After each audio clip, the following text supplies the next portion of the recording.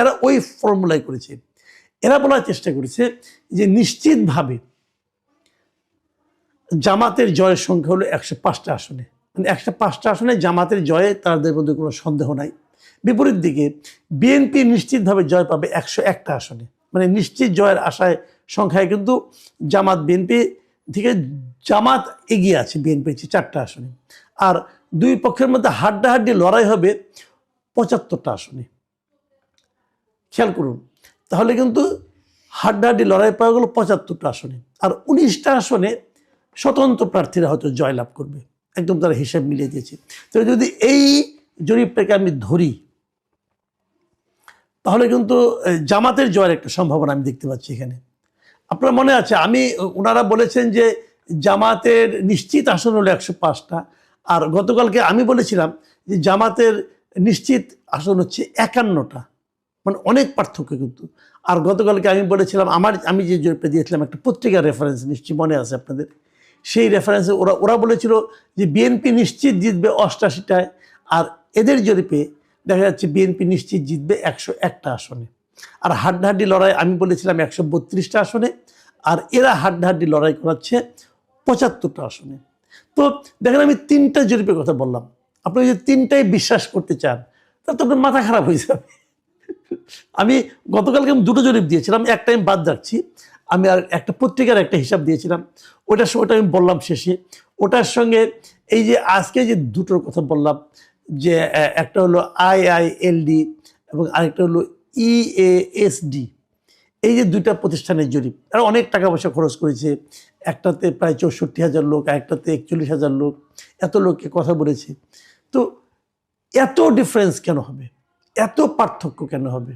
একজন বলছে মানে EASD, তারা বলছে জামাত পেতে পারে 46টা আসন, আর ওখানে বিএনপি পেতে পারে 208টা আসন, বিশাল ডিফারেন্স।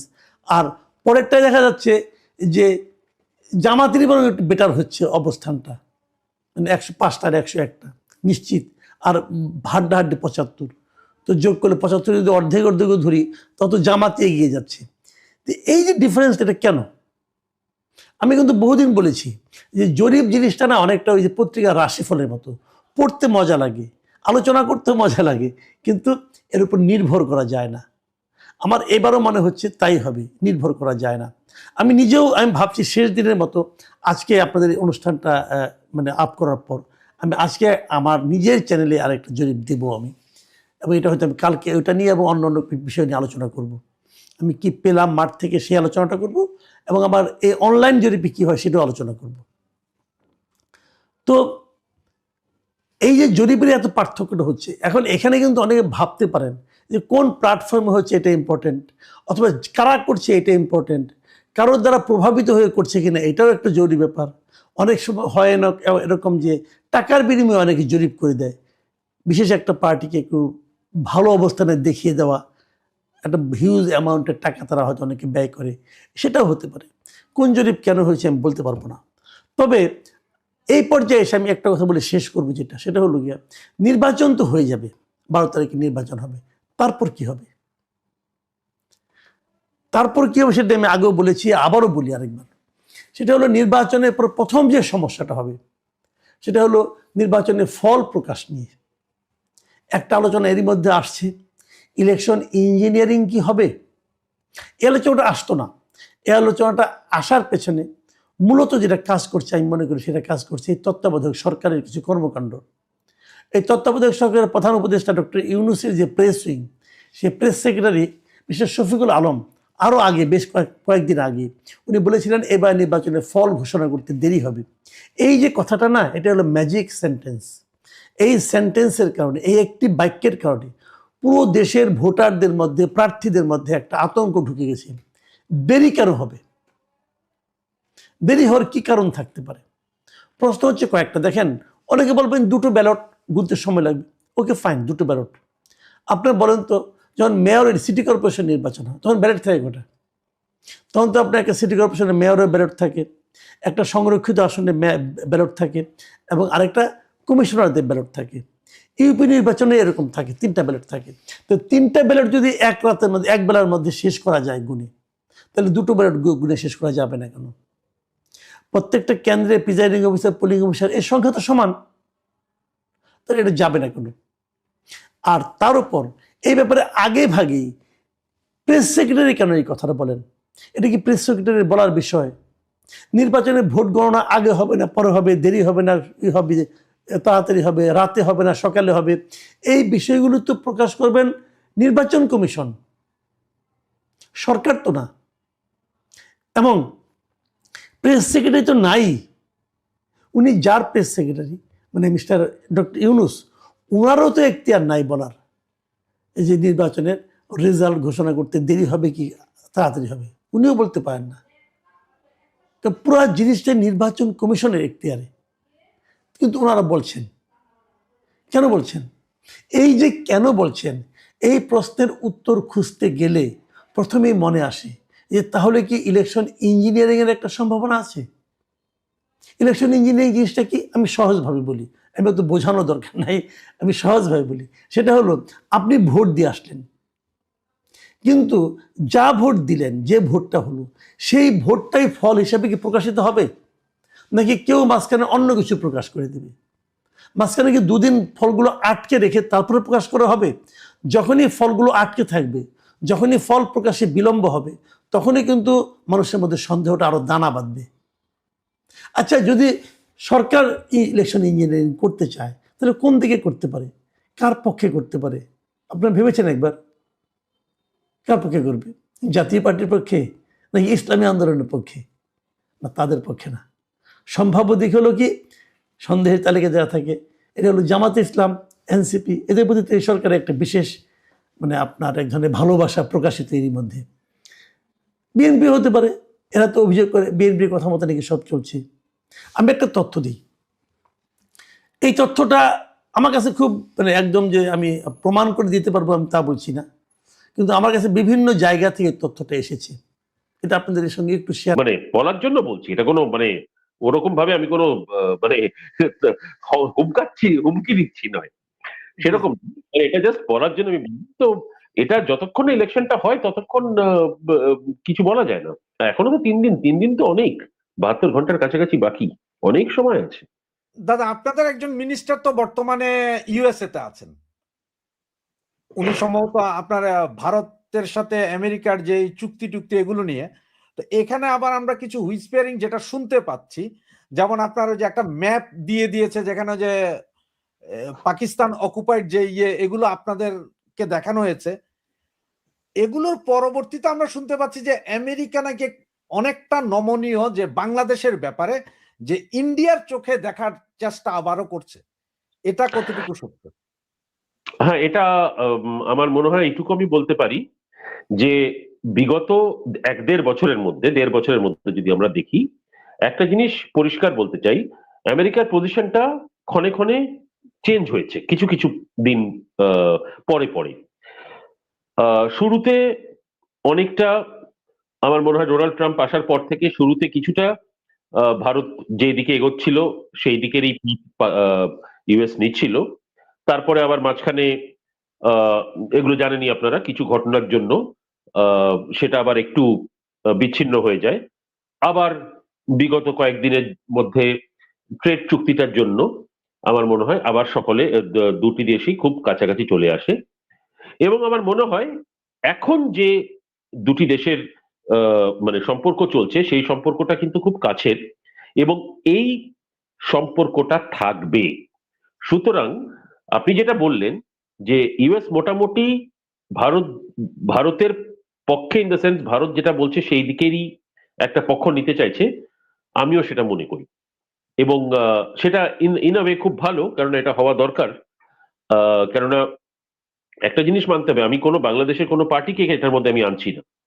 আমার প্রবলেমটা বাংলাদেশের কোনো পলিটিক্যাল পার্টি দিয়ে নয়, আমার প্রবলেমটা হচ্ছে বাংলাদেশের যেই লোকেরা এই মুহূর্তে যারা চালাচ্ছে, জবরদস্তি সরকার যারা চালায়, এটা ইউনিসকে আমি পরিষ্কার বলে দিলাম আপনার মারফত, ইতিহাসে ওর নাম একটা পিচাস হিসেবে নেওয়া হবে। কেন জানেন?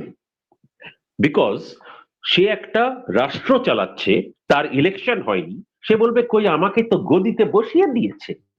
আমি একটা কথা বলতে চাই, গদিতে বসে এই ইউনিস চোরটা, আমি পরিষ্কার বললাম, এটা পারলে ওদের হাই কমিশনও বলে দেবেন, বাংলাদেশ হাই কমিশনে, ইউনিস একটা 1 নম্বরের খালি চোর নয়, ও যা কাজ করেছে না, আমি এখানে কোনো বাংলাদেশি পলিটিক্যাল পার্টির বিরুদ্ধে নই, আমি কোনো রাজনৈতিক পার্টির বিরুদ্ধে কথা কোনো আমি বলছি না এখানে, আমার কথা হচ্ছে পুরো দেশটা আজকে বাংলাদেশের অবস্থাটা যেই পরিস্থিতিতে এখন দাঁড়িয়েছে, যতই যে বলুক, এই ইউনিস আর তার গ্যাং এটার জন্যই, এবং এটার আনসার ইউনিসকে একদিন দিতে হবে, আর যেই দিন দিতে হবে না, পালাবারও জায়গা থাকবে না। আজকে আমার কথা মিলিয়ে নেবে, 1000% আমি গ্যারান্টি দিলাম এটা। বলেন। কিছুদিন আগেই দেখলাম যে ব্রিটিশ হাই কমিশনার বাংলাদেশ থেকে দিল্লিতে গিয়েছিলেন। দিল্লিতে অবশ্য আপনাদের সরকারি কোনো কর্মকর্তাদের সাথে দেখা হয়নি, বাকি এমনি অবসরপ্রাপ্ত কর্মকর্তাদের সাথে দেখা হয়েছে। তারা একটা মনোভাব যে জামাত ক্ষমতায় আসলো কোনো সমস্যা নেই ব্রিটেনের জন্য, তাহলে জামাত ক্ষমতায় আসলে কি আসলে ইন্ডিয়ার জন্য কোনো সমস্যা আছে, বা এই ব্রিটিশ হাই কমিশনার হঠাৎ যে দৌড়ঝাঁপ, এটাকে কি মনে করছেন আসলে? দেখো, এগুলো কিছুটা কূটনৈতিক স্তরে কথাবার্তা আছে।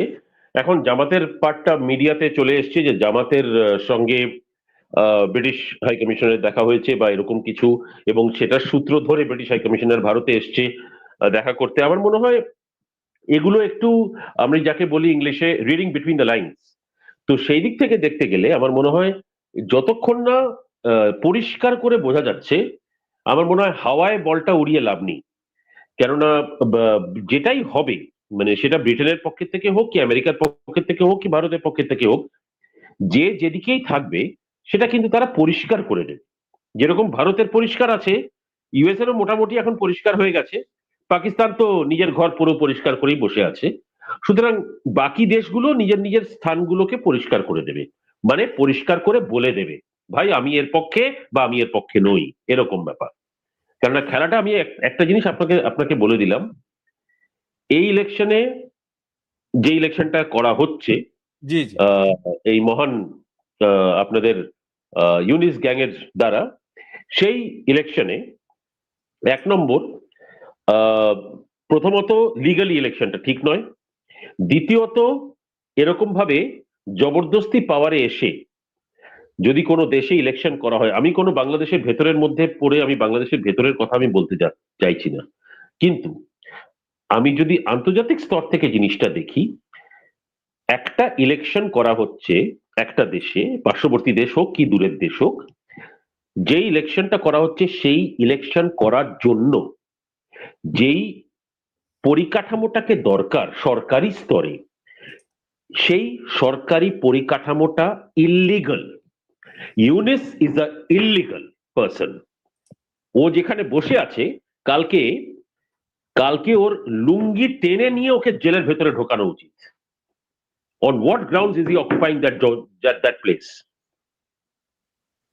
আমি এইটুকু বলে, আমি যার জন্য আবার বলছি, আমার কোনো বাংলাদেশের কোনো পলিটিক্যাল পার্টির বিরুদ্ধে আমার কিছু বলার নেই, আমার পয়েন্টটা একটাই জায়গায় আছে, এই ইউনিস আর তার গ্যাং, আর এই গ্যাংদের মেম্বার কিছু এদিক ওদিক ছড়িয়ে রেখেছে।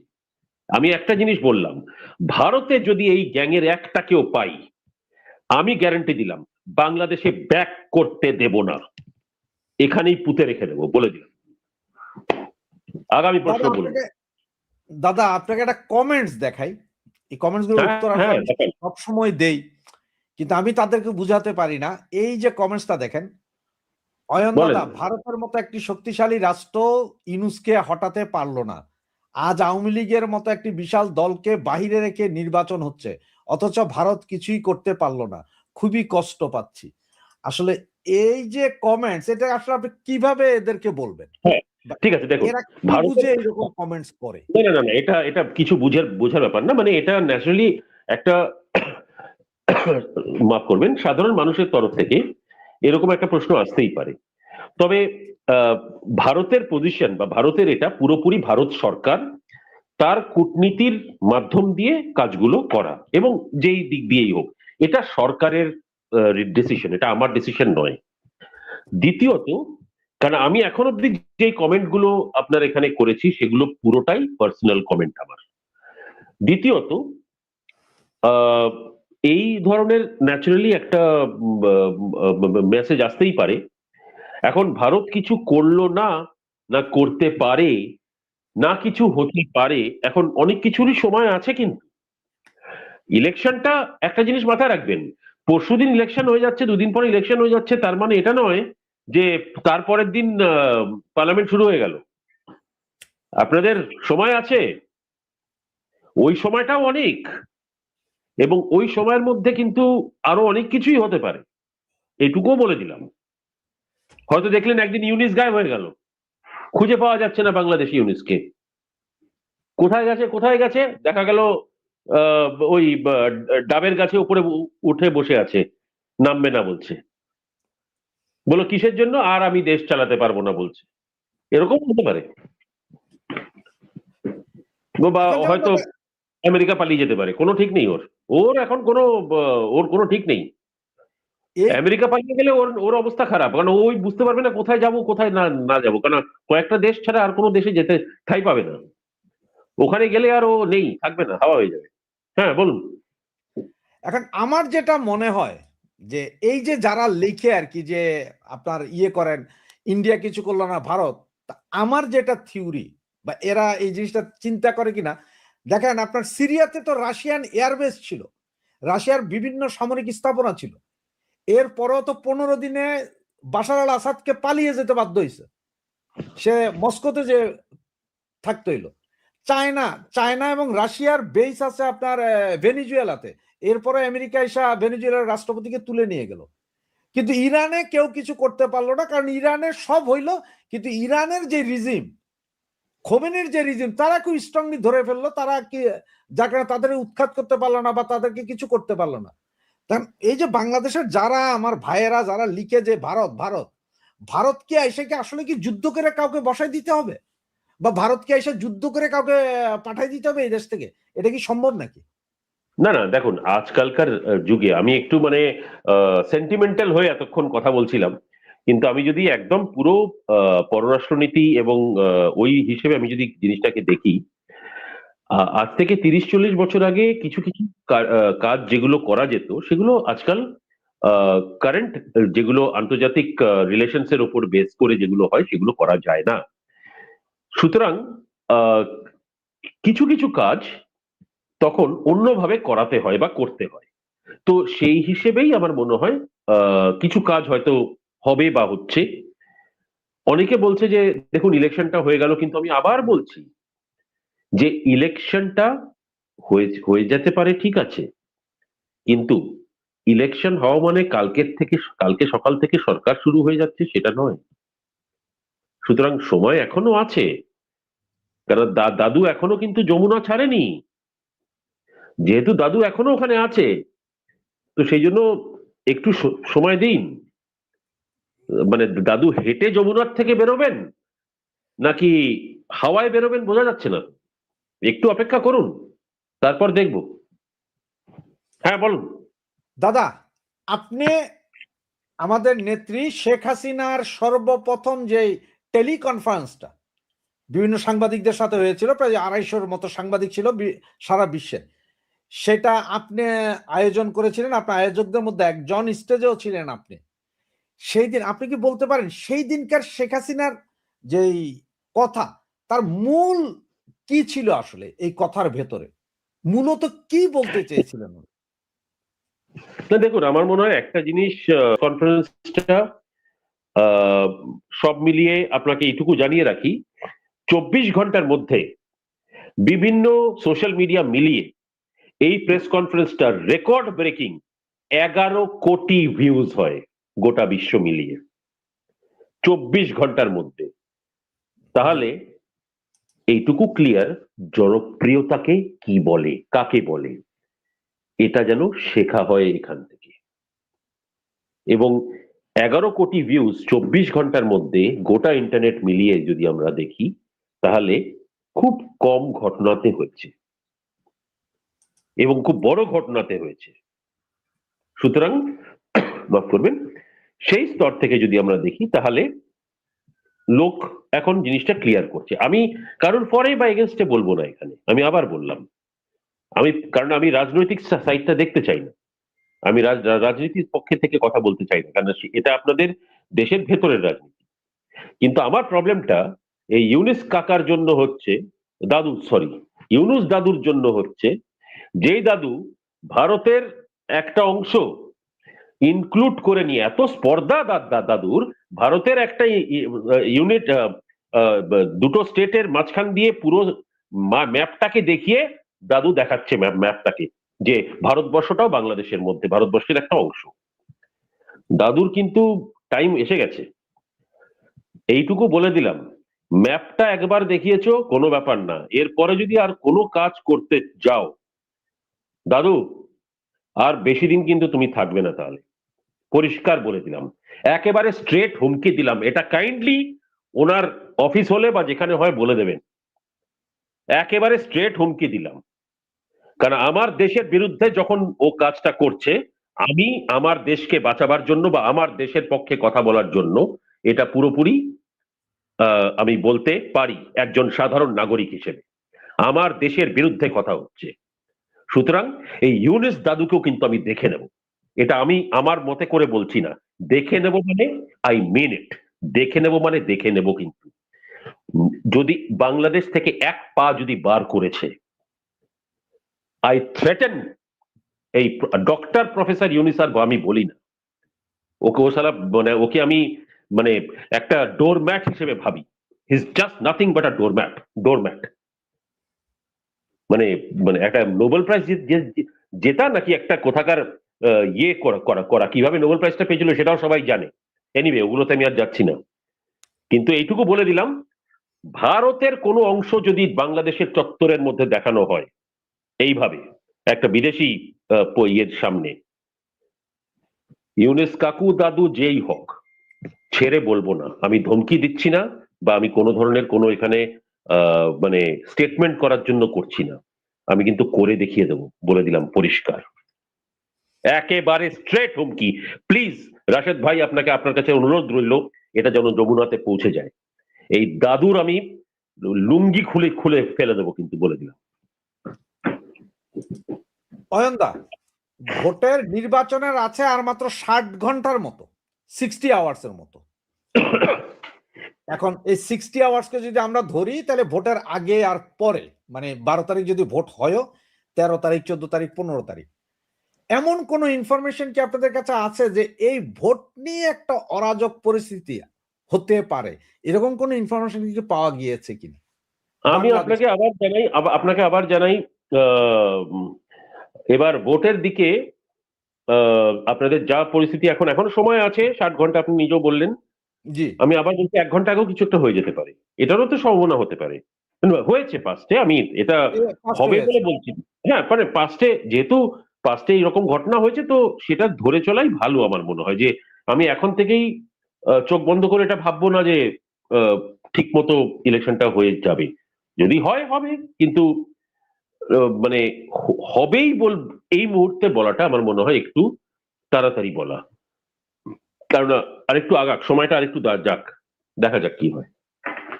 দাদা, আপনি তো সেই 5ই আগস্টের পর থেকেই আপনি কন্টিনিউয়াসলি ইয়ের সাথে আছেন, যে আওয়ামী লীগের সাথেই আছেন, বা আপনি আপনার দেশের স্বার্থে দেশের পক্ষেই আছেন। তো আওয়ামী লীগ একটা বৃহৎ দল, তাদেরকে ইলেকশনে আনা হয়নি। যেখানে আমাদের নেত্রী শেখ হাসিনা, তিনিও দ্ব্যর্থহীন ভাষায় বলেছেন যে no vote, no vote, vote কেন্দ্রে কেউ যাবেন না। সজীব ওয়াজেদ জয়, উনিও বলেছেন, ভিডিও বার্তা, উনি তো সরাসরি লাইভে এসে বলেছেন, ভিডিওতে এসে বলেছেন। এরপরেও আপনি হয়তো খেয়াল করছেন যে আওয়ামী লীগের 300 জন এমপি, 2000-এর উপরে আপনার কমিশনার, চেয়ারম্যান, উপজেলা চেয়ারম্যান, বিভিন্ন কমিটির বড় বড় পদধারী, এরা কেউ কিন্তু এখনো ভিডিও লাইভ করছে না। যে 30 সেকেন্ড একটা ভিডিও দিবে যে নো ভোট বা আপনারা কেউ ভোট কেন্দ্রে যাবেন না, এই ধরনের কথাগুলো বলছেন না। এটার কারণটা কি? দেখুন, এটা আমার মনে হয় পুরো, এটা দেখুন আওয়ামী লীগের ভেতরের মানে এটা সাধারণ বেসিক্যালি, পাবলিক হিসাবে বলেন আপনি। না দেখুন, সাধারণ পাবলিক হিসেবে আমি ডেফিনেটলি এটা চাইবো যে মানে যদি আজকে আমি বাংলাদেশি নাগরিক হতাম, তাহলে আমি এটা দেখতাম যে আহ, আপা এটা বলেছেন, তাহলে দলের অন্য কেউ কেন এটাকে মানে এটার সঙ্গে চলছে না, বা কয়েকজন চলছে, হয়তো কয়েকজন চলছে না, হ্যাঁ, ন্যাচারালি এরকম একটা ইয়ে থাকতো। কিন্তু আমার মনে হয় আমি তাও সব মিলিয়ে দেখতে গেলে আহ, এমন এখন এমনটা স্থিতি নয় যে উনি বলেছেন। এবং আরেকটা জিনিস আপনাকে মনে করিয়ে দিই, 93% বেশি জেলের মধ্যে যারা আছে তারা কিন্তু ভোট দেয়নি। সুতরাং নো ভোট, নো ভোট, যেটা আপনি আওয়ামী লীগ নেতৃত্বর কথা বলছেন, আমি এখানে নেতাদের কথা আনছি না। আলটিমেটলি মেসেজটা কার জন্য? মেসেজটা জনগণের জন্য।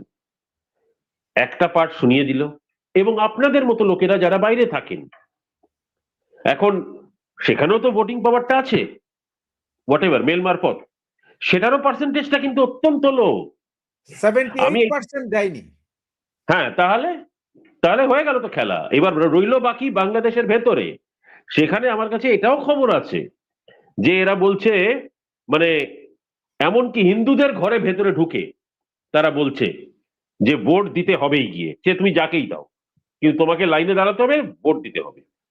মানে সে মানে ভোট দেওয়ার জন্য প্রায় বন্দুক, মানে বন্দুক তুলে বা ছুরি মেরে, ছুরি দেখিয়ে বলবে ভোট দাও। মানে ভোট তুমি ABC যাকে ইচ্ছে দাও, কেননা দুনিয়াকে দেখাতে হবে এটা একটা ডেমোক্রেটিক ইলেকশন হচ্ছে। ডেমোক্রেটিক ইলেকশন, মাই ভোট। এইসবের কোনো এইগুলো, এটা ডেমোক্রেসি নয়। এটা এটাকে আমি বলি ইউনিসোক্রেসি। নতুন নাম আজকে দিলাম, চলুন। এই ইউনিসোক্রেসির এই নামটা কিন্তু অনেক কাল ধরে চলবে, শুধু বাংলাদেশ নয়, এটা ভালোভাবে আসবে। এবং এটা একটা ধরনের সিচুয়েশন, যেই ধরনের সিচুয়েশন দিয়ে ইউনিস করে দেখালো যে দেখো এইভাবে কিন্তু করতে পারা যায়। মানে দিস ইজ নাথিং বাট, মানে একেবারে একটা ফার্স। ভোটের যে অবস্থা, তো কিভাবে ভোট দিব? অবস্থা দেখেন ভোটের, মানে ওরা প্রায় 20 লাখ লোককে নাকি ঢাকা সিটিতে ট্রান্সফার করে দিয়েছে, 20 লাখ ভোটার জামাতের বিভিন্ন অঞ্চল থেকে। তো এই হচ্ছে যে ভোটের অবস্থা। দাদা, এখন ভারত কি বাংলাদেশের উপরে এখনো নজর রাখছে, নাকি একটু ঢিলা পড়েছে বর্ডার অঞ্চলে? না, বাংলাদেশের দিকে নজরটা ভারতের আগেও যেমন যেমন ছিল এখনো তেমন আছে। আমরা কখনো বর্ডার অঞ্চল হোক বা যেখানেই হোক, আমরা যেখানে নজরটা আমাদের থাকে, ভারত সেখানে নজরটা পুরোপুরি সবসময় রাখে। এবং এটা আমাদের ফোর্সেস থেকে শুরু করে সরকার পর্যন্ত এই জিনিসটা পুরো সুন্দর করে আমাদের নির্বাহ করা হয়, এবং এই ব্যাপারে কোনো প্রবলেম নেই। তো তবে আহ মানে এখন বাংলাদেশে যেহেতু ইলেকশন আছে, so called quote and quote election করা হচ্ছে, আহ, সেই অবস্থাতে মানে সবাই সজাগ থাকা উচিত সব দিক থেকে। কেননা আপনি হয়তো জানেন যে এই গতকাল কি একদিন আগে এই মায়ানমারের থেকে প্রায় অনেক লোককে ধরা হয়েছে। ধরে তার ওপর দিয়ে তাদের কাছ থেকে অনেক আর্মসের সরঞ্জাম, আর্মস অ্যামুনিশন, এগুলো রিকভার করা হয়েছে।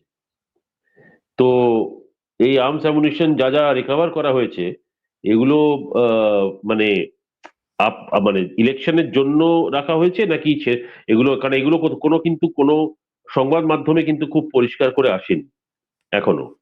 তবে এই ধরনের ঘটনা এখন কিছু, আমার মনে হয় সব মিলিয়ে দেখতে গেলে ইলেকশনের পার্টটা যদি আমি কথাটা বলি, সো কল্ড ইলেকশন, এরকম ধরনের একটা পরিস্থিতিতে আমার মনে হয় ইলেকশনটা, মানে যদি করে, এটা this will be a farce at the end of the day.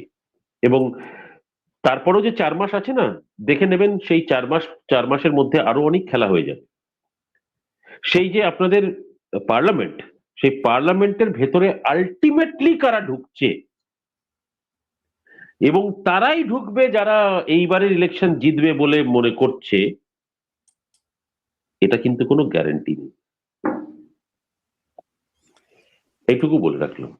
দাদা, একজন ভাই লিখেছে, দাদা ভারতের কাছে মিনতি, যেহেতু ভারত 55 বছর আগে বাংলাদেশকে জন্ম দিতে সাহায্য করেছিল, আজ এই মহাবিপদে যেন বাংলাদেশটাকে রক্ষা করে প্রকৃত বন্ধুর কাজটা করে। আমাদের এক ভাই কমেন্টসটা করেছেন। আরেকজন কমেন্টস করেছেন যে বাড়িতে আওয়ামী লীগ নেতাকর্মীরা থাকতে পারছে না, বাড়িতে আওয়ামী লীগ পরিবার খুব কষ্টে আছে, মানসিক কষ্ট। তো এইভাবে লিখছেন। দাদা, এই প্রশ্নটা আপনাকে, এর আগের প্রশ্নটা আমি যে জন্য জিজ্ঞেস করছিলাম যে ভারত কি নজর রাখছে কিনা, তার কারণ হচ্ছে যে পাকিস্তান থেকে একটা সরাসরি বাংলাদেশ বিমান এসেছিল কয়েকদিন আগে, যে বাংলাদেশের বিমান, ওই বিমানে নাকি পত্রিকাতে পড়েছিলাম আমরা 4 জন লোক এসেছে, যাদের মধ্যে 2 জন মুম্বাই অ্যাটাকে জড়িত ছিল, ওরা জাল পাসপোর্ট নিয়ে এসেছিল। এই বিষয়ে কিছু জানেন কিনা? আমি এইটুকু বলতে পারি, ওই ফ্লাইটে কত নম্বর সিটে কে বসেছিল সেটাও আমি জানি। সুতরাং আমি আর বেশি কিছু বলবো না, কারণ এগুলো অন্য কাজ। তো এগুলো এইসব মানে এই ধরনের ফ্যাক্টস গুলো বাইরে বলাটা ঠিক নয়। আমি খালি এটুকু বললাম যে এটুকু জানি কারা ছিল, এর বেশি আমি কোনো শব্দ উচ্চারণ করব না। দ্বিতীয়ত, ভারত, আমি আবার বলছি, ভারত সবই দেখছে। মানে কথা বলা বা কাজটা করা আর দেখার মধ্যে একটা, মানে দুটোর মধ্যে ফারাক আছে। দেখছে বলতে, কারণ আমরা দেখুন, কোনো একটা জিনিস কিছু করতে হলে বা বলতে হলে তার আগে জিনিসটা দেখতে হয় ভালো করে কি হচ্ছে ভাই। এবং এরকম না যে আহ, মানে কিছু একটা হলো সঙ্গে সঙ্গে আমাকে কি কোনো একটা অ্যাকশন নিতে হবে বা কিছু একটা করতে হবে, সেটা নয়। আমি একটু রয়ে সয়ে কাজটা করব, কিন্তু যখন করব তখন এমন করে করব যাতে দ্বিতীয়বার এই ঘটনা কোনোদিনও না ঘটে। আমিও সেটাতে বিশ্বাসী। কারণ তাড়াহুড়োর মধ্যে কোনো কাজ বা একটা কিছু হচ্ছে বলে আমাকে আটকাতে হবে, বা একটা কিছু হচ্ছে বলে আমাকে বলতে হবে, করতে হবে না। ঠিক আছে, অনেকের কাছে এটা লাগছে যে এখন ভারতের সঙ্গে সম্পর্ক এত ভালো ছিল বাংলাদেশের, সব মিলিয়ে যেরকম করে এগোচ্ছিল বিগত কয়েকদিনের জন্য। এই পাকিস্তান বলছে না যে বাংলাদেশ ভাই, তোদের সঙ্গেই আমরা আছি। এই তো ক্রিকেট দেখলেন, মাঝখান থেকে কি হলো, বাংলাদেশ খেলতে পারলো না, পাকিস্তান এক তো খেলবে, দুই, মানে খেলছে তো ডেফিনেটলি, দুই, ভারত পাকিস্তান ম্যাচটাও খেলবে আজকে, লিখে দিলাম আপনাকে, দেখবেন। তাহলে কার ক্ষতিটা হলো ফাইনালি গিয়ে? সেই বাংলাদেশেরই বাংলাদেশে ক্ষতিটা হলো না? হ্যাঁ, তাহলে এই আসলে প্রবলেমটা কি জানেন, এই ইউনিস আর তার সাঙ্গপাঙ্গ, এদের না সবকিছু, তারা তারা আর্মি থেকে হতে পারে, তারা এবিসিডি সব জায়গা থেকে হতে পারে, এই জিনিসটা একটু কম, মানে উৎখাত করতে এই জিনিসটা সাংঘাতিক ভালো হবে, কিন্তু ভালো করার জন্য কোনো কাজে এই জিনিসটা একেবারে নেই। এই জিনিসটা বলতে মাথাটা নেই, একেবারে গবেট একটা।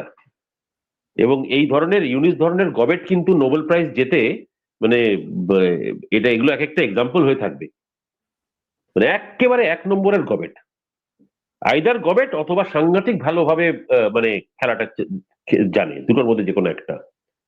মানে লাস্ট ম্যান ব্যাটিং করতে এসেও সেঞ্চুরি করে দেয়, এটাও হতে পারে। কারণ ওর খালি ওর ওর আরেকটা জিনিস বলে দিই আপনাকে, ওর খালি ওখানে না, ওর ভারতবর্ষেও পুরো হাত ফেলিয়ে রেখেছে, সে জানি আমি। ভারতবর্ষের কার কার সঙ্গে ওনার আহ, মানে ওদের সেই সম্পর্ক, কি সম্পর্ক, কোথায় সেই সম্পর্ক, সরি, কি সম্পর্ক, কোথায় এই সম্পর্ক, সেটা কিন্তু আহ, আমার মনে হয়, দাঁড়ান 1 মিনিট, হ্যাঁ, কি সম্পর্ক বা কোথায়, এগুলো আমি জানি, এবং কাদের সঙ্গে, এইটুকু বলে দিলাম।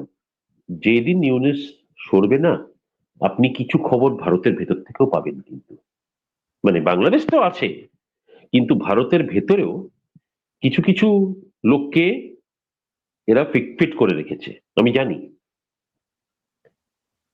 কিন্তু যেদিন এ গদিটা যেদিন এর যাবে, যেই দিন গদিটা যাবে, ওই সেই পরের মিনিট থেকে ওর যে সাঙ্গপাঙ্গ, ওর যে লোকেরা এই ভারতবর্ষে বসে আছে, মানে ভারতীয় যারা আছে তাদের কথা বলছি, ওর ওর ফেভারে কথা বলার জন্য 4-5টা ভারতীয়, 4-5 জন নয়, বেশি সংখ্যা, আর একটু বেশি সংখ্যা কয়েকজন আছে, তারাও কিন্তু, তারা তাদের জায়গাও বুঝে নেব, তাদেরকেও আমরা দেখে নেব ভালো করে, ডোন্ট ওয়ারি। কিন্তু তারা কোনো, মানে ভগবান ভালো করুক তাদের, তারা থ্যাংক গড কোনো উল্টোপাল্টা কাজ কিছু করেননি, শুধু মানে সঙ্গটা দিয়েছে, আর কিছু না। কয়েকজন, হাতে গোনা কয়েকজন, 4-5-6-7 জন কলকাতায়ও আছে এবং দিল্লিতেও আছে এবং দু একটা স্টেটেও আছে। তবে আমি এটুকু বলবো, একটা জিনিস জানেন, অন দ্য হাইন্ড সাইড যদি ইলেকশনটা হয়ে এবিসিডি জিতে যায়, যেই জিতুক, এটা ইলেকশনটা মানে first election, no doubt on that, কিন্তু সবচেয়ে আগে, আমি আবার বলছি, আমার কোনো রাজনৈতিক পার্টির সঙ্গে এখানে আমি কথা বলছি না, সবচেয়ে আগে বাংলাদেশ থেকে যদি কাউকে তাড়াতে হয়, একজন অন্য দেশের নাগরিক হিসেবে আমি আপনাদের দেশটাকে স্টাডি করার পরে আমি এটুকু বলবো, তা আপনারা হয়তো ভিন্ন মতে কথা বলতে পারেন, আমি সবচেয়ে প্রথমে ইউনুসকে লাথি মারব। কারণ at the end of the day, he did not save the country, he demolished the country. He sold your country to foreigners. ও আর 1500-1600 খ্রিস্টাব্দে যেই ধরনের কিংডম চলতো, যেরকম করে আক্রমণ করে তারপরে কিংডম গুলোকে তখনের ওখানের লোকেরা বিক্রি করে দিত, he is nothing but actually he is not just a সুদখোর, হি ইজ আ দেশ বিক্রি করা লোক, he is a person who can sell his own mother. এই হচ্ছে ইউনুস আপনাদের, এইটুকু বলে দিলাম। মানুষ করবেটাই আইসে সরকার, তার এখানে উপদেষ্টা হওয়ার দরকারটা কি, কেন হয়েছে সেখানে? তারা যে কাজগুলা করছে, রিজাইন করলে তার এই যে শাখা হতো, গত 15-16 বছর নির্বাচন নিয়ে তো কম কথা বলে নাই। তার এখন এই যে এখন সে জনগণের বিরুদ্ধে দাঁড়াইছে না, এই যে শ্রমিকদের বিরুদ্ধে কথা বলে, এমন এত বড়, আমার মনে হয় না এত বড় স্বৈরাচারী কথাবার্তা কেউ বলে যে তোমাদের কথা আমরা কারো কথা শুনবো না। সম্পদ ছেলে জড়িত, আর এই যে চরিত্রগুলো ফুটে উঠতেছে না। আপনি এই যে বদিউল আলম মজুমদার, এই যে আমি যে মজুমদার বলি, এই যে স্বরের বাচ্চা বলে সংস্কারে ছিলাম, সরকারে ছিলাম না, এইগুলো লোকজনকে পাগল মনে করে। তোমরা পাগল বলে আমরা কি পাগল নাকি? হ্যাঁ, 17-18 বছর তো সুশাসন কম শিখাস নাই রে বাপ, অনেক শিখাইতো সুশাসন। এইবারে সুশাসন যা তোমরা দেখাইলি, হ্যাঁ, আওয়ামী লীগের সময় বিএনপি ছাড়া নির্বাচন সেটা বৈধ না, আর এইবার তুই কস আওয়ামী লীগ ছাড়া নির্বাচন বৈধ। মানুষ কি তোর ঘরের গোলাম যে মানুষ সব বুঝবে? মানুষ কিছু বুঝবে না। অপেক্ষা করেন, আমি আমার যদি বলেন আপনি গালি দেন, আমি বর্জন সহ নির্বাচনের পক্ষে, আমি চাই একটা সরকার আসুক, রাজনৈতিক সরকার, আর এই শালাদের ক্ষমতা এদেরকে জনগণ পিটাবে, টাকার বাইরে যেতে হবে না। আসিফ নজরুল গেছিল না আর পক্ষে কথা কইতে, কোন জায়গায় গাইবান্ধা না কোন জায়গায় দিছে না, তার জুলাই যুদ্ধ তার 12টা বাজাইয়া পরে হাদির যে কিছু আমি শেষ করতে, হাদির যে সাহু আনুমাই, আপনি ওই শুনবেন, আমার এই করে শুনবেন না, এই যে সাহু বাবা বাহিনী আসিফিরে ছাড়বে নাকি? ছাড়বে না, ওরা আসলে আওয়ামী লীগ হয়ে যাবে তখন। এখন এই প্রশ্ন বলছে না এরা আওয়ামী লীগ হইয়া ফিরে আসছে কিনা মঞ্চ, এই ইয়াকে আসিফ নজরুলকে পিটানোর জন্য আওয়ামী লীগ হয়ে যাবে। সাহু বাবাকে ফাটাই দিবি এবার, খালি 12 তারিখ পরে দেখো না কি হয় এদেরকে, সাহু বাবা কি হয়। ভাই, এই প্রেস সচিব আজকে প্রেস কনফারেন্স বলছে, এই যে শেষ প্রেস কনফারেন্স, সে আর হয়তো আসবে না। এবং আরেক জায়গায় বলছে 15 ফেব্রুয়ারির পরে তাকে ফেসবুকেও পাওয়া যাবে না। তো এমন একটা বিজ্ঞ মানুষ, আমরা তো মিস করবো তাকে, তাই না? অবশ্যই। আজকের এই সবার প্রিয় সঞ্চালক বারী ভাই এবং আমার সহ এবং শ্রদ্ধেয় আলোচক সুজাত ভাই এবং আপনার টিভি চ্যানেলের সম্মানিত দর্শকবৃন্দ, আপনাদের সবাইকে শুভ সকাল। আমার এখান থেকে শুভ সকাল জানিয়ে আজকে প্রোগ্রাম শুরু করছি। বারী ভাই, হ্যাঁ আসলে ডাস্টবিন শফিক তো অনেক নিচু, মানে তার সাথে আমি কথা বলতার আমার মানে কোন ধৈর্য, আমার কোন রুচিতে বাঁধে, মানে এত অসত্য এত অযৌক্তিক কথাবার্তা বলে, মানে তার জন্য ওর।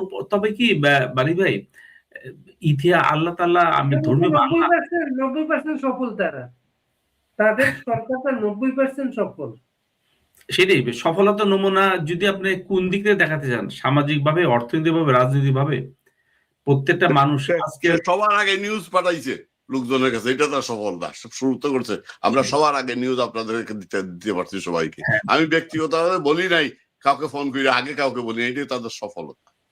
আপনি বেশ শফিক তো এখানে বিষয় না, আনু ভাই আপনাকে একটু যাই, শফিক এখানে বিষয়টা হচ্ছে তার পদটা, সে প্রেস সচিব, প্রধান উপদেষ্টা, প্রধানমন্ত্রীর পদমর্যাদার, তারা সরকারের সবচেয়ে, দেশের সবচেয়ে ক্ষমতাবান ব্যক্তির বাড়িবাই তো এদিকে বাড়িবাই একজন ভাগ্যবান একজন প্রখ্যাত প্রেস সচিব তোয়াব ভাইয়ের সঙ্গে কাজ করেছেন। হ্যাঁ, বাড়ি ভাই এর বিরল অভিজ্ঞতা আছে এবং আমি ওনাকে দেখেছি।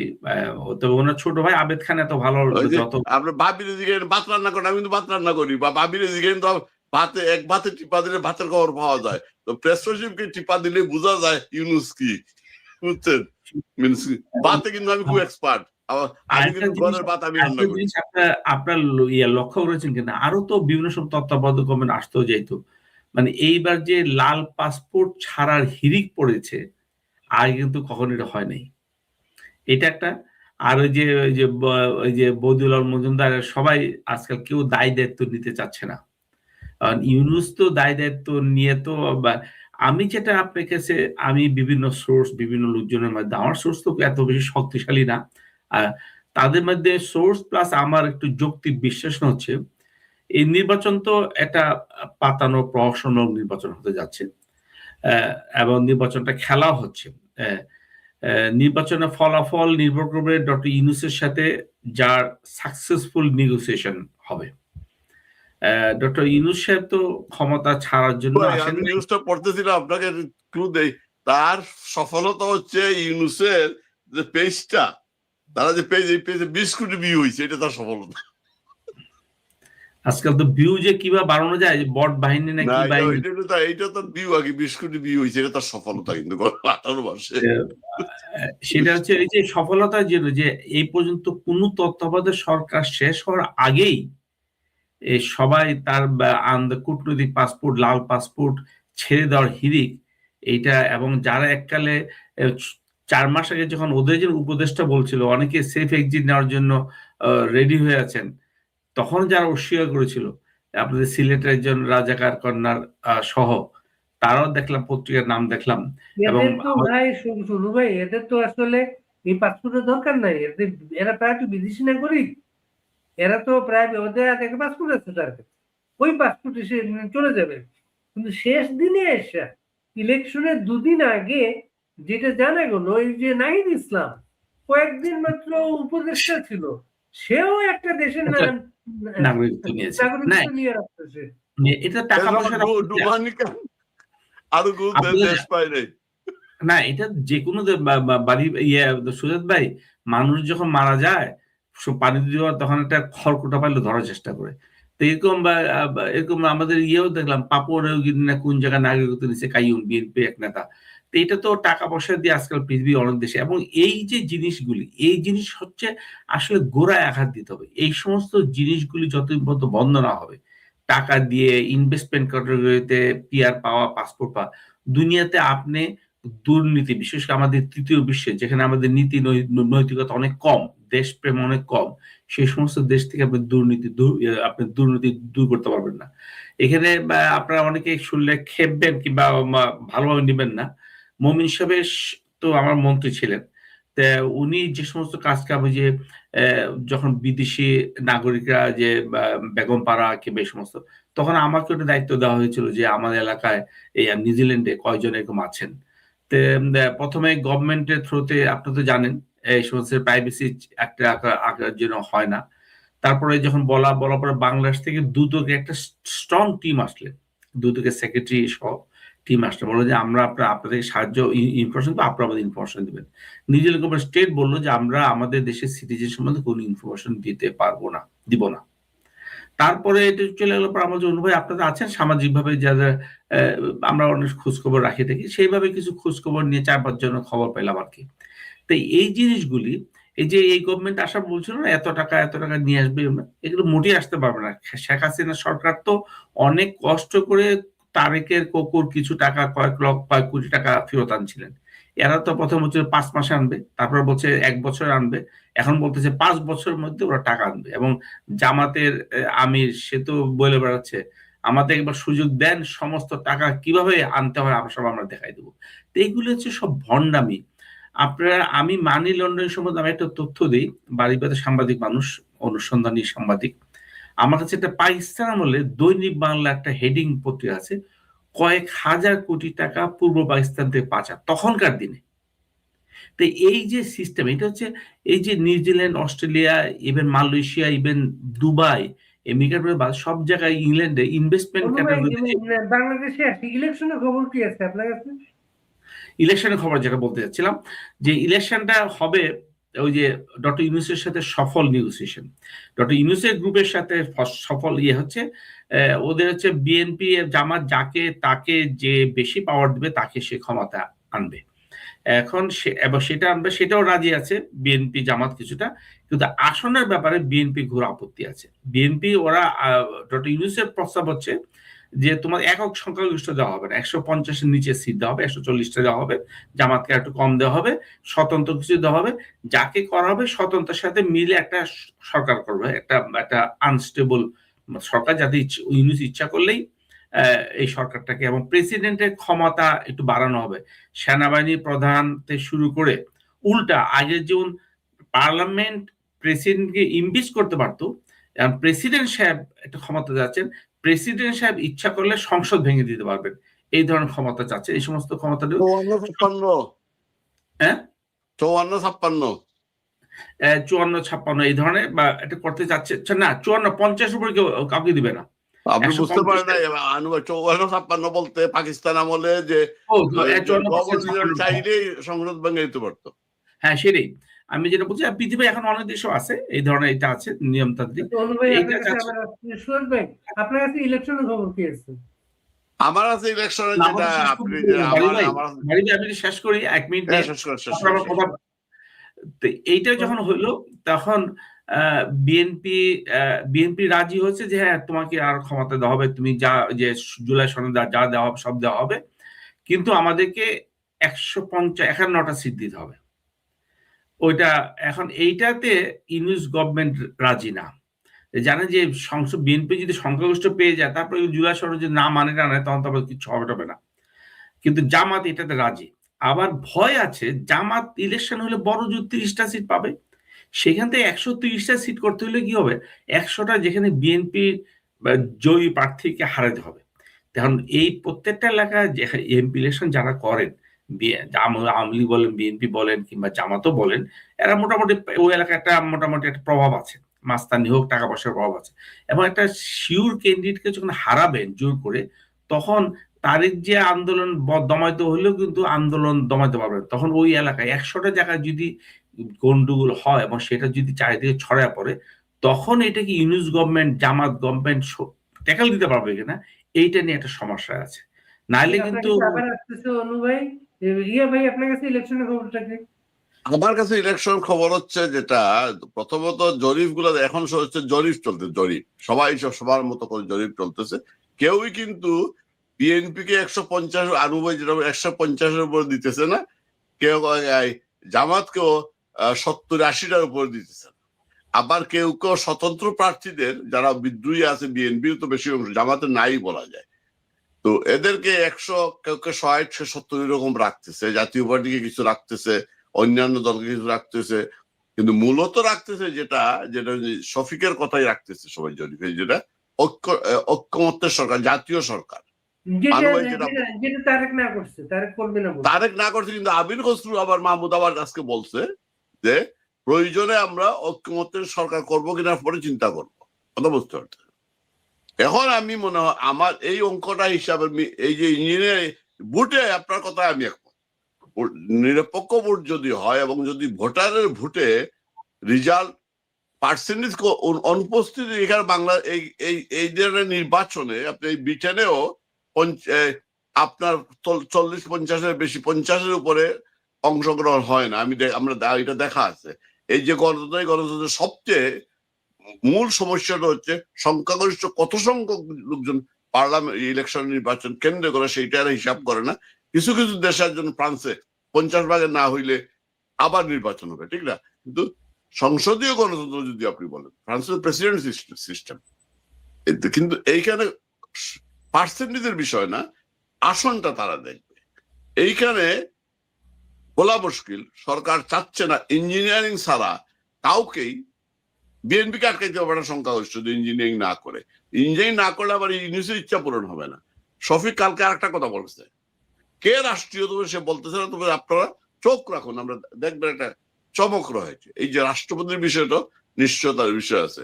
সুতরাং এই শফিক দিয়ে বললো তার অন্তিম, আপনাদের অন্তিম আবার ধরে নিয়ে আবার সে বলতো এটা কামিনীর মতো বলিয়া প্রমাণ করিতে পারে, সে মনে নেই। আবার সে আবার যদি রাষ্ট্রপতি হয় ইউনুস, তাইলে সে আবার রাষ্ট্রপতি সচিব দিতে পারে। এত বড় শ্রেষ্ঠ সচিব ইউনুস জীবনেও পাবে না। কারণ এফ গ্যাস যেটা কিনা এই যে কলঙ্ক চলতেছে না, কি তদন্ত চলতেছে সারা দুনিয়াতে কাঁপায় দিছে, সেই কারণে ইউনুস কিন্তু সেইখানে আছে। এই যে দুর্নীতি প্রসঙ্গ আবার আসে, দুর্নীতি কিন্তু শুধু বাংলাদেশে না, দুর্নীতি সব দেশে আছে, কম আর বেশি। দুর্নীতি বন্ধ করা যায় না, জিরো টলারেন্স করা যায় না, সেখানে বলছিলেন। আমি সংক্ষেপে বললাম যে এই যে ইউনুস সেইখানে কিন্তু সংশ্লিষ্টতা আছে। সুতরাং ইউনুস কোনো ভালো কাজে নাই, সে ওই সরি মাফ করেন ভাই, সে ওই মাগিবাজি পর্যন্ত করতে পারে, সেইটা তার ইন্টারন্যাশনাল স্বীকৃত হয়ে গেছে। এখন সে এই ট্রাম্পের সাথে সবার সাথে মিলে হয়ে গেছে। আনু ভাই মাফ করবেন, আমাকে বলতে হচ্ছে এটা। সুতরাং এই হিসাবটা বলা মুশকিল। এবং নির্বাচন কমিশন বলতে রেজাল্ট শুক্রবার আগে দেওয়া যাবে না, সেটা শনিবারও হইতে পারে। এর আগে আবার এই ডাস্টবিন বলেছিল ফলাফল মিডিয়াও হইতে পারে। কি যে হবে ইউনুসের আমলে নির্বাচনে বলা মুশকিল। দুনিয়ার শ্রেষ্ঠ নির্বাচন হবে, কিন্তু সব দুর্নীতি অনুবের কাছে আবার যাই। অনু ভাই, আপনার এলাকার, আপনার যে এলাকাটা গ্রামের বাড়ি, ওই এলাকার খবর আপনার কাছে কি আছে? আমি কালকেও কথা বলেছি, নিরুত্তাপ আমাদের এলাকায়, আমাদের তো কোন এলাকায়? আমাদের যে তারাইল করিমগঞ্জ, যেটা মজিবুল হক চুন্নু আমরা এমপি ছিলেন। কিশোরগঞ্জে কিশোরগঞ্জ জেলা, ওই যে আমাদের একেবারে আমাদের পাশের উপজেলা, পাশেরটা দিনেশালার পাশেরটা, ফজলুর রহমানের পাশেরটা, আমাদের এলাকায় বাবরের পাশেরটা, বাবর তো খালিয়াজুড়ি, আপনার তাই তো পাশেরটা, কিন্তু খাসা বাবর নেত্রকোনা।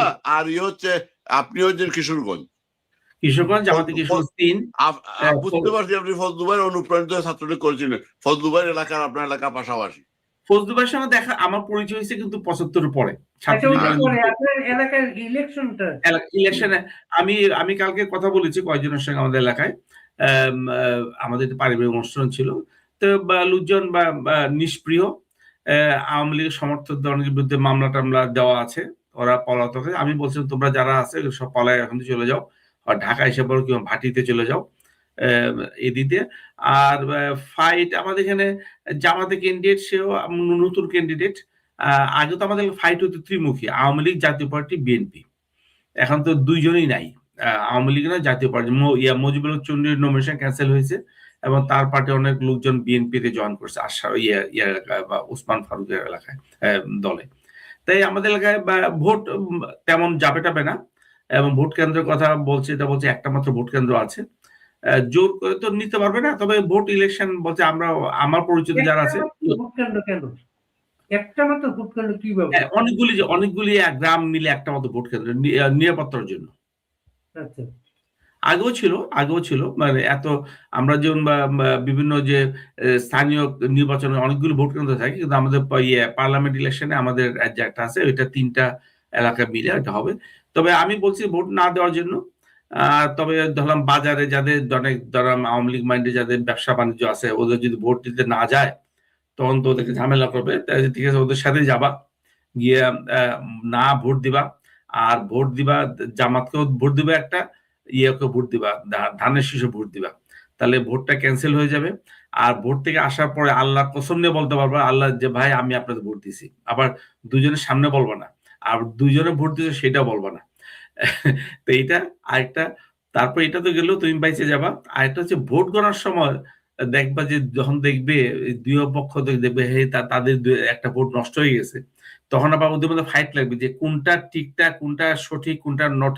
এটা নিয়ে কিন্তু গন্ডগোল হইতে পারে, নিজের মধ্যে ঝগড়া যেটি হইতে পারে, এই সমস্ত হবে। তবে আর তুমি বেঁচে যাবা। এটা হচ্ছে খুব যারা ধরলাম ব্যবসা ছাড়া, আওয়ামী লীগের গন্ধ আছে, ব্যবসা আছে, দোকানপাট আছে, তারা যেতেও পারবে না, পালা যেতে পারবে না, তাদেরকে বলছি এই একটা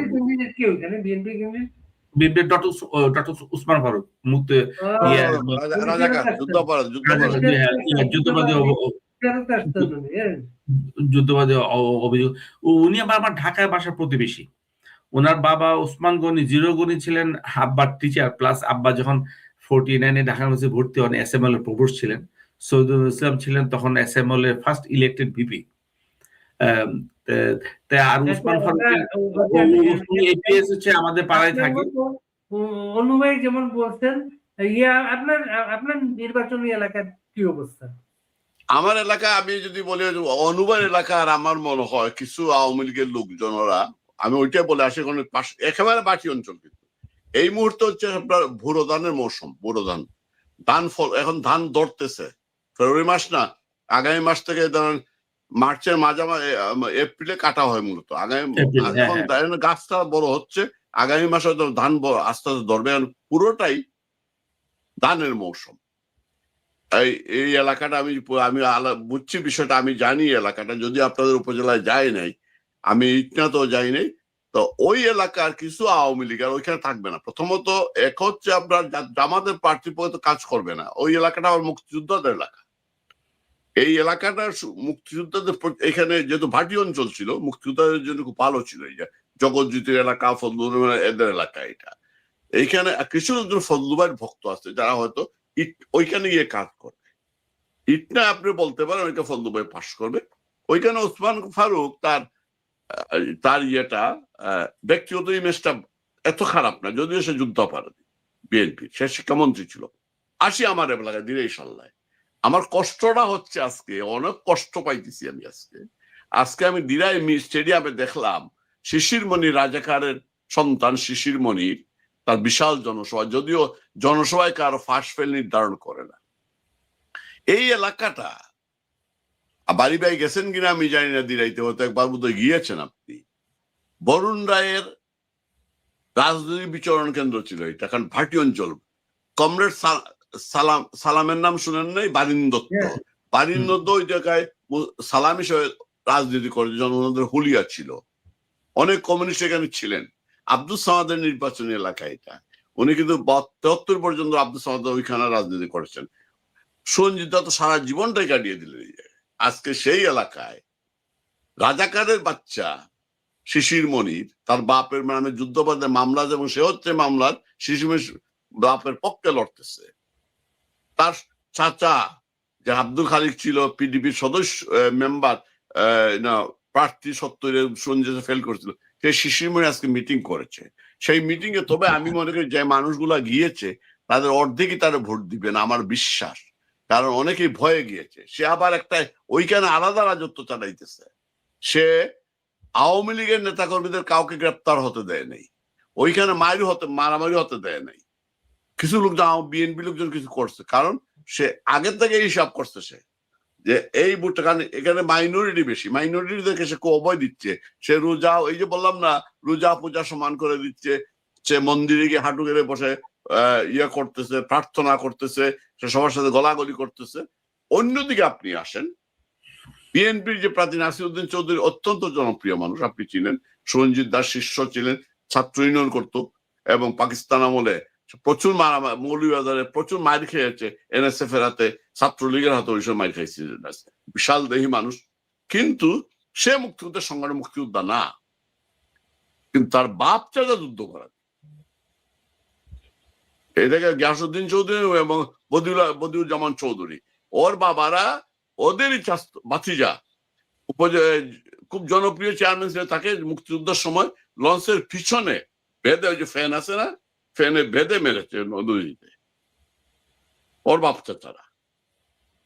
এই জায়গায় আছে। কিন্তু মানুষ আবার এলাকার রাজনীতি মানুষ যাবে না, খুব কম যাবে। যারাই যাবে, এখানে আবার দুইটা বাঘ আছে। আমি এলাকায়, আপনি প্রশ্ন করে এলাকা তো, যে আমি বললাম যে এইখানে না শেষ পর্যন্ত নাসির চৌধুরী, পূর্বাঞ্চলে নাসির চৌধুরী বাড়ি, পশ্চিমাঞ্চল যেখানে হিন্দু অধ্যুষিত বেশি সেখানে হচ্ছে শিশিরের বাড়ি, আবার তার বাড়ি সাল্লা, দিরাই সাল্লা খুব 4টে উপজেলা ইউনিয়ন, আর দিরাই হচ্ছে 9টা ইউনিয়ন। এইখানে আবার আঞ্চলিকতা আছে। আবার একটা বলি, মাফ করবেন আনু ভাই, আমাদের এখানে যারা সেটেলার হয় গিয়া, ওর শিশিরটা কিন্তু কিশোরগঞ্জ থেকে আমাদেরকে সেটেলার হয়েছে, এইখানে একটা সাম্প্রদায়িকতা আছে, ওই যে আবাদি বলে, ওইখানে একটা প্রশ্ন আছে। কয়েকটা প্রশ্ন তাকে মোকাবেলা করতে হয়। এক, রাজাকার; 2 নম্বর হচ্ছে সাল্লার, দিরাই ভোট, পূর্বাঞ্চলের ভোট তো পাবেই, পূর্বাঞ্চলের সমাজদের ছিল, আর পশ্চিমাঞ্চল সুরঞ্জিতদার ছিল। আর হচ্ছে সে ওই যে সেটেলার বিষয়টা।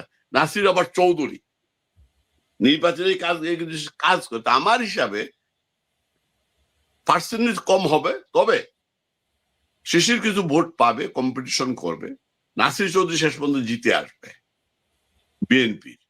কিন্তু সেইটাই দুঃখজনক হচ্ছে যে শিশির কাজকে দিরাইতে বিশাল জনসভা করতে হচ্ছে না, সে আবার সুরঞ্জিতাকে উপরে তুলতেছে, সবাইকে উপরে তুলতেছে, খুব শ্রদ্ধা করতেছে। ভোটের জন্য যা করতে হবে, জামাত যে কিরকম চরিত্রহীন, ভোটের জন্য কি করতে পারে, বেহেস দিতে পারে, অনেক কিছু দিতে পারে, তো জামাত এটা তার দেখাইতেছে ভোটের রাজনীতির জন্য।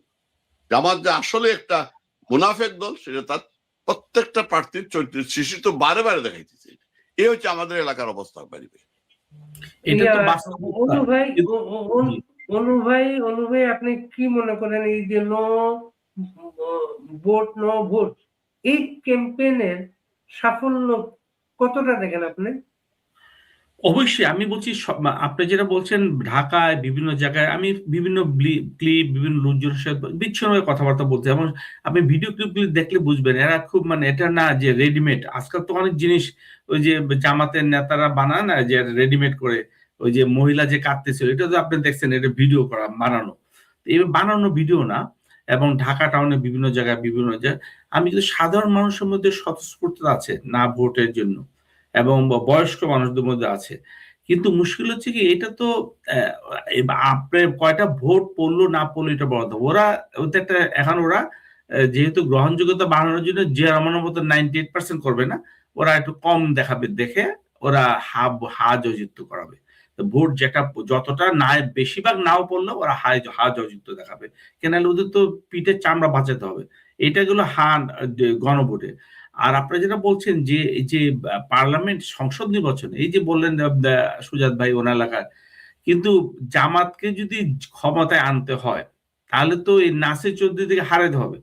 এবং আমি ভয় পাচ্ছি যেটা ফজলু ভাইকেও হারায় কিনা, এই কারণে যে ফজলু ভাই ভোকাল মানুষ, যদিও হারাইলে ওই যে এলাকা স্বাধীন হয়ে যাবে, হ্যাঁ স্বাধীন হয়ে যাবে এলাকা, আমি সেটাই। কিন্তু মানে ফজলু ভাইকে ইয়ারা জামাত শিবির টলার করতে পারবে না। বুঝতে পারে আমার কথা, স্বাধীন হয়ে যায় মানে কি, মানে আলাদা করবে আর কি, ওইখানে সরকার ঢুকতে পারবে নাকি, মানে এরকম তো প্রতিটা এলাকায় যদি এইভাবে ইলেকশন ইঞ্জিনিয়ারিং করে জিততে হয় জামাতকে ক্ষমতা আনতে হইলে, তাহলে তো এটা আমাদের জন্য লাভ হবে। আমরা তো এবং আরো দেখেন না মজার প্যারোডি, ওই চাঁদা বিভিন্ন গান, জামাত শিবির তখন বিএনপি